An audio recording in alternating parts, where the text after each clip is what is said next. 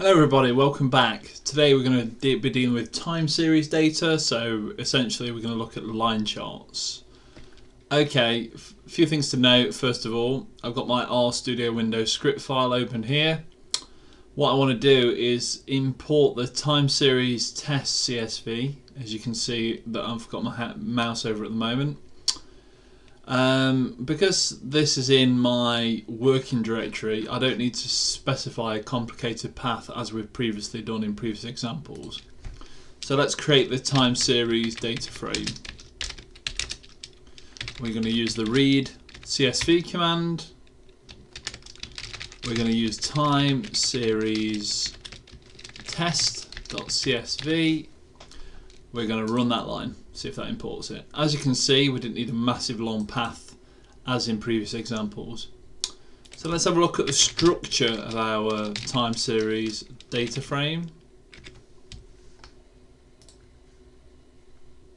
Okay.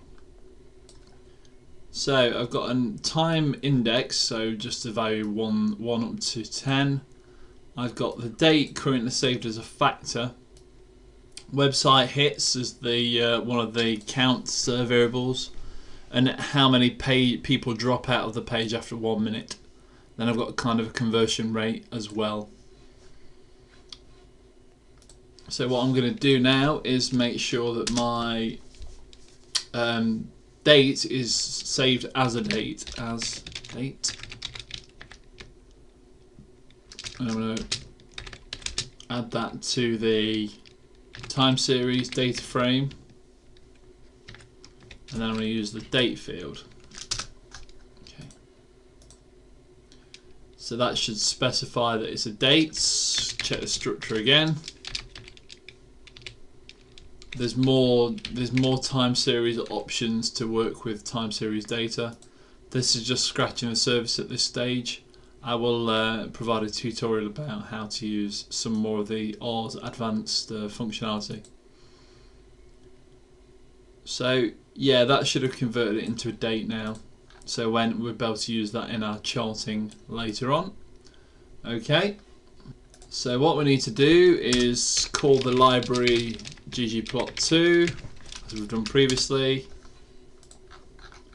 And first of all, we're going to create our first line chart. So I'm going to call it line plots. I'm going to use ggplot. ggplot. The data is our TS data frame, time series data frame. The AES layer, which will contain the X and Y. So the X is going to be the TSDF time series data frame df dates, and we're going to have on the across the y-axis we're going to have the time series data frame, and we're going to have the website hits. We've also got to specify a group, so we want to group by the first value, which is the date. Okay.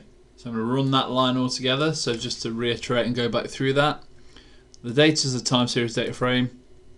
On our x-axis, we want each of the dates. On the y, we want to monitor the website hits. Okay. I've got to run both lines. There we go. That's saved our line plots. Now what we need to do is we need to first print that out, but also add geometry to it. So what I'm going to do now is create another variable, line plot plus geometry, and then we're going to add the original line plots, so everything we've just specified, to a geom underscore line geometry. We're going to specify the colour of the line. Let's do it something insipid,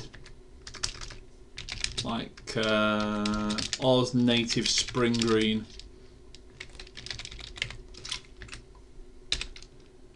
And we're going to create the size of the line in an AES layer equal to 2. Going to run that line, make sure that runs successfully. So as I've said previously, you can pass aesthetics into the geometry as well as into the data layer. Now I'm just going to print out this line plot plus geom. Okay. As you can see, that's a rather thick line. We could probably just omit this section here and probably get a better visualization from that. Let's run both lines again. Yeah, that's a lot nicer, isn't it? Okay, we've got an issue here with the dates that they're displaying all joined up. I'll show you how to get around that later on. Okay, so say now we wanted to add markers to our line plots, so we can use the line plots with markers. We'll create a variable called that, and we'll add what we've just done, the line plot plus geom, and we're going to add it on as well another geometry called geom point. So basically we're saying to the line and the line plots, add another layer, another geometry, which will have marker points on them. So to specify the type of marker, you use a special command called pch, and I'll show you a list of these in a second. That should have just now flashed up on screen. What I'm going to use is pch18. You can see from the list that there's number 18. The size of the marker, so the character size is 7, and we can just specify a colour of, let's use the English spelling, blue. Okay, so let's extend that out. See if that runs successfully. It has. Okay. Now I'm going to print that line plot with markers.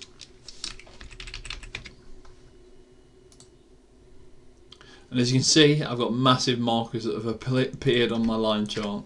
Let's take that down slightly to 3. See if that looks any better. Yeah, that's a lot better. So essentially, that's given me a fill of a blue fill for my marker. We've specified the size, and we've also specified the symbol type. Suppose I wanted to extend that chart for 2 time series. Okay, so I'm going to take this back through how we did the original time series. So let's call it plot with 1 TS time series. We use ggplot again. I'm going to use our data. It's still the time series data frame. I'm going to use our aesthetics layer, and X was equal to our time series df dates, and Y was equal to our time series data frame website hits. We used grouping on the first, the date variable, make sure that runs. Okay, I'm just going to add a geometry to that, so we'll call this first time series, and we're going to use the plot with 1 time series, and we're going to add a geometry line again, so make it a line chart. We have the colour of this one equaling just something generic like red. Okay, run those 2. They've been saved into memory, nothing's happened yet. So now we're going to add the second time series. Okay, so we're going to use the first time series, but we're going to add on a second geometry. So add another line. And we're going to use our data, which you can also pass into the geometry layer, is still our time series data frame.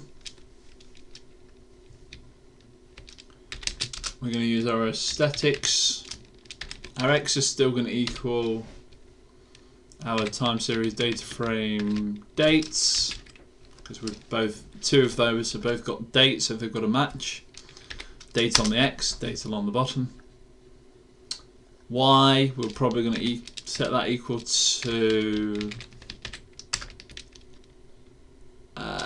page drops after 1 minute. Oops, let's just extend this down so we can see what I'm doing. I'll reduce that window. So what we've done, we've added markers, we've printed that out, that's what you can see in the window. We've replicated this line plot up here. We've used the grouping factor of group it by the date. We've added the first time series, so we've added that, what we've created here, with the geometry line with the colour of red. Then we've created a second time series. We've added the first time series with another line, and then the last thing we need to do to this part here is also specify the colour of this line. Let's say blue, something nice and generic again. We're going to run all those lines. Okay, everything's completed successfully in the console window. You can see there nothing's failed. And now what I'm going to do is print out my second time series, because that's the last variable that we created here.